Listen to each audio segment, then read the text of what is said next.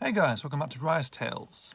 Back with the last adventurers. This is Strangers to the Grounds. This is number 11, this is, of the series. So, the synopsis of this story. So we're in 967, in the very early 967, at Cocoa Beach at the Cape Kennedy Air Force Center. This is and it's also well, it's late January, early February. I think the date, the Apollo 11, sounded a bit wrong, unfortunately.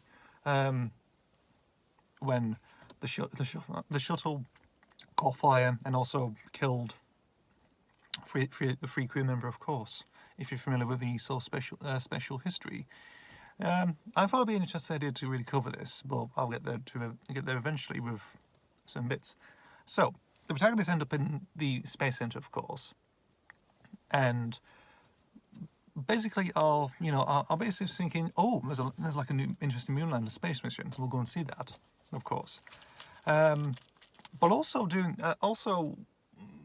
then they've also seen news reports and also maybe a poster as well of missing 60s alumni such as the Beatles, the Stones, and nearly all these sort of infamous people from the 1960s have gone missing. And it's like vanished into thin air. And it's like, interesting. So it builds up that mystery, it does. Then we found out that they're actually going into are actually doing this the space thing as like the first celebrity space thing to go to the moon or something, really. And it's all under the watchful eye of the orders of a guy called Benjamin Disraeli, who is a lean sort of fella in his 40s, really. Just like prepping the operation. Of course, he thinks it's a good idea for a good publicity stunt of sending these pop groups, actresses, models, actors, these famous people, of course, who have done stuff in the 60s, all up until 1967 at that point. So it's like he can use this opportunity to send them up in space, really, as a very interesting marketing tool, really. And that is sort of an interesting thing, that is. But here's the gist. We also get a group of aliens as well called the Avito, who are like a reptilian race. They are sort of really. They're sort of henchmen to the person involved, really. Benjamin Disraeli, he has something to do with it. And in fact, Mr. Disraeli is actually the master. Yes, the master's in this story. I'll get to who he's betrayed by, actually, in a moment. But in fairness, this master in particular has been plotting this idea for a bit, because he hates pop music, he hates the sort of celebrity culture of the time, really, and he wants to get rid of, get rid of the Beatles, the Stones, Twiggy, all these people, and he used Apollo 1 as an idea. So he's basically redone the whole thing, but instead went through a lot of processes, documentation, and else, and planning with management and everything else. All the proceeds to make a space mission, how many years of preparation and training, and send these people up into space. We're actually killing them because he knows that Apollo 1 failed, and he knows if he puts them on there, they could probably sadly explode and no longer exist. Changing the course of pop culture, really. That's really the master's plot, really. And then the Vito, he met some time, really, and he basically sorted an agreement out without them, in a way to invade Earth as their award to assist him with this plan. So he'll give them world domination, in return, really, just to, well. He mentions the States. He never mentioned the whole world. He'd probably say, start with the States first and see how it goes, really. Yeah. So, and they have to stop them, of course. Obviously, this is going to be an interesting thing. The master, of course, is bewildered, of course, but has this sort of like same sort of stance, really, like he's the main villain, really, of course. But because there's 20 of them, in the main story, they basically can beat the crap out of him, because he's outnumbered from 20 to 1, really. So at some point, if he's on his own, really, he probably just get jumped on by a gang or something, just by a bunch of them. If they split up, he can face 4 of them in a corridor on his own, really.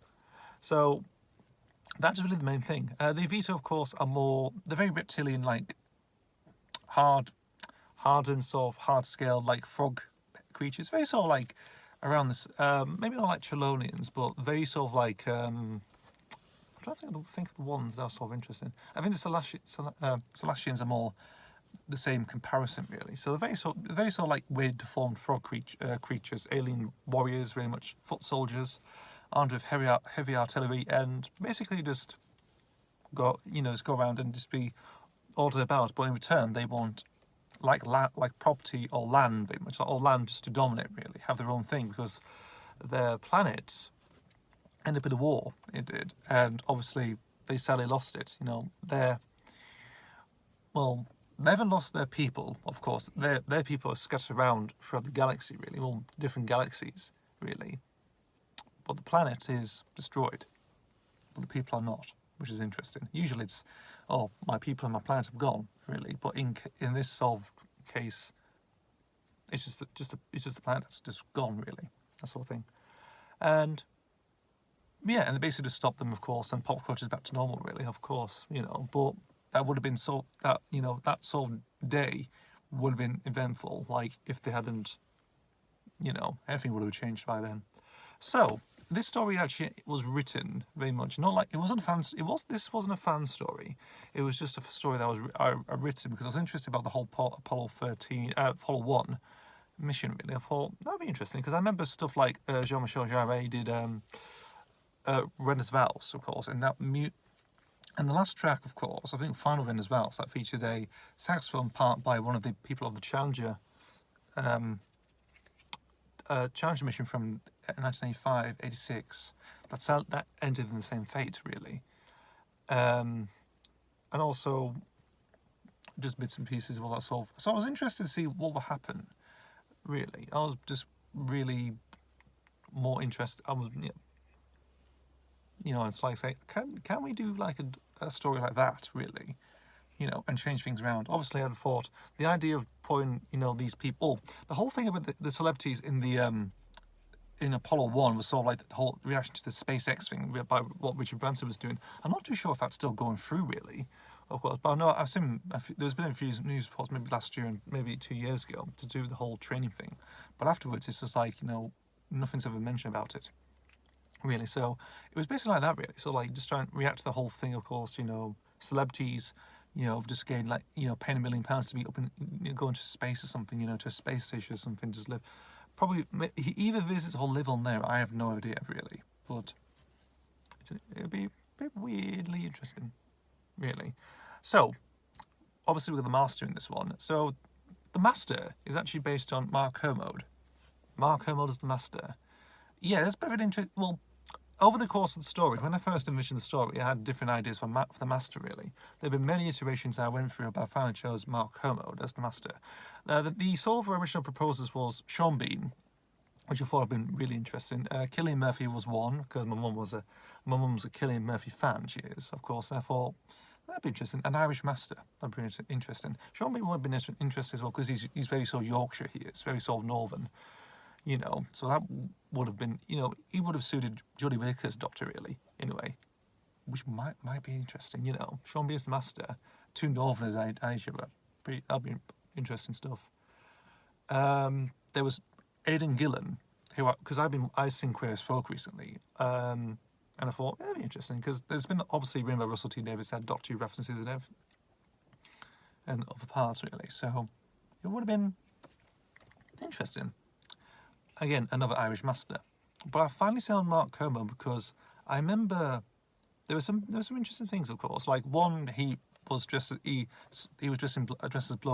Blofeld, which was I think it was the time when Casino Royale came out in 2006, along with Simon Mayo being Bond. Really, he went, of course, Kermode went for the whole Donald Pleasance look. With his sort of like prosaic, bald head, and of course, and a fake scar on, and everything else. So I thought there is something interesting about his look of it. It was only for like a publicity thing for Radio 5. But also, I saw a picture of him from 1989. I think he put a post on Twitter. He did, and it's a picture of him with a beard, like a sort of stubby beard, and dressed as like as a teddy boy. And I thought, that'll be that looks really good actually. And I thought, something like that would be something. Would be really something actually. So